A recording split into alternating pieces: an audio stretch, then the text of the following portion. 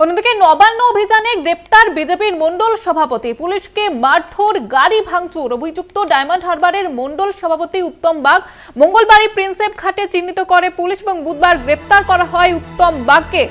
এ বিষয়ে আরো বিস্তারিতভাবে জানবো। রিয়া রয়েছে আমাদের সঙ্গে টেলিফোন লাইনে। রিয়া, এই বিষয়ে কি জানতে পারছো? দেখো, গতকাল যে নবান্ন অভিযানের যে কর্মসূচি ছিল, যেটা ছাত্র সমাজের তরফ থেকে ডাক দেওয়া হয়েছিল, সেই নবান্ন অভিযানে যেটা দেখা গেল যে বাবুঘাট এবং প্রিন্সেপ ঘাটের যে মধ্যস্থল, সেখানে ব্যাপক উত্তেজনা।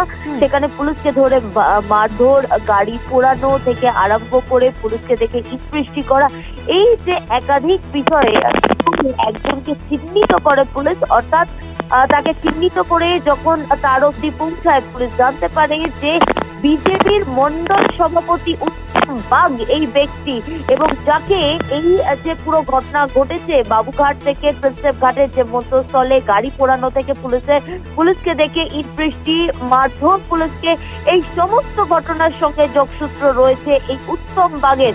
আইডেন্টিফাই করা হয় এই উত্তম বাগকে, যে কিনা বিজেপির মন্ডল সভাপতি ডায়মন্ড হারবারের। তাকে প্রথমে চিহ্নিত করা হয়, তারপরেই তাকে গ্রেপ্তার করা হয়েছে এই উত্তম বাগকে।